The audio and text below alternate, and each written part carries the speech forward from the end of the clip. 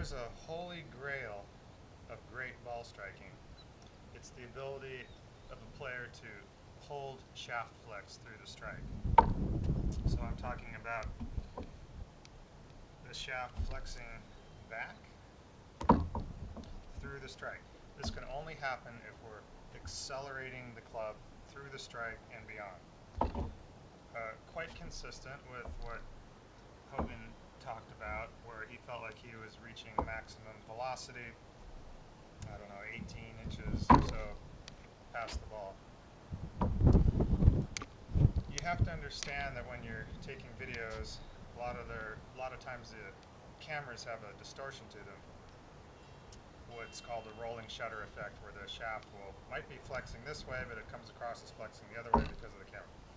But regardless of that, our intention should always be to accelerate the club. Another thing too is that there's also a centrifugal force moving away, or a radial acceleration moving away from the center, that's straightening the shaft. So as the shaft may be flexed, there's also a force going this way, which tends to straighten the shaft out. So it's a hard thing to check with a video camera. However, it certainly is what we should be trying to do. Now, it's a bit of a daunting task, and the reason that it is because from the top of our swing, we're all coiled up, and it's really easy for us to generate a lot of speed and power coming down from the top. But for us to do this successfully, we really need to focus on accelerating from impact and beyond. So the key is to feel as if we're reaching maximum velocity over here at P4. So the feeling of this, we're reaching maximum speed here, should really be our goal. Maybe even beyond.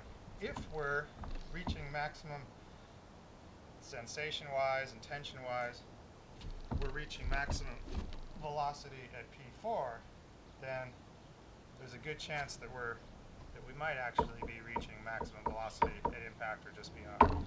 If the intention is to reach maximum velocity at the ball, you can be sure that it's happening back here. As soon as acceleration reaches zero, meaning it's no longer accelerating, I'm not saying the club is stopping, not velocity, but the acceleration, the shaft is gonna release.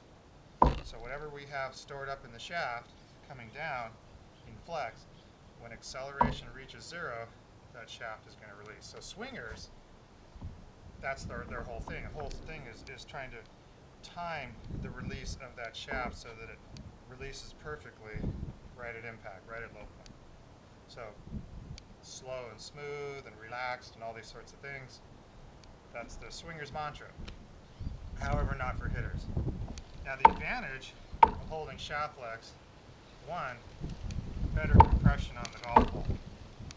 Two, the acceleration is going to put more pressure and feel into our hands, which is what ultimately is going to enable us to control the golf ball better and shape our shots, because we can feel what's going on through impact. So everything we're doing in the module work in ABS program ultimately is leading towards the goal of holding shaft flex.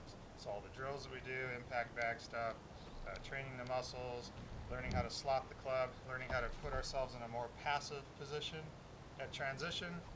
You know, we're in a very strong position, upright and coming straight down. We can, if you're chopping a log of wood, you're going to probably just come down like this. You're probably not going to drop inside down here like this and try and develop a lot of thrust down.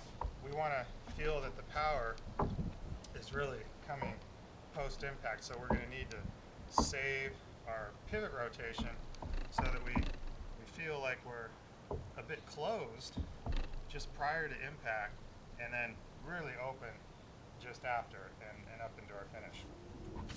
So we really don't want to transfer weight early and turn the torso too soon. Better that we pressure down into the right leg, stay in a fairly weak position initially, so that then we can, are required to, we're going to get the green light to really fire forearm rotation, torso rotation, and then what I've called the fifth accumulator, which we'll get into. But that's basically the raising of the deltoid muscles up in the finish. Because as we work around left, if we come here and stop, we're gonna lose a lot of power if we finish right over here. So we come around and then we come up. So all of these things are going to help us to hold shaft flex and increase our feel and pressure in our hands, which is really the lifeblood of good quality ball striking.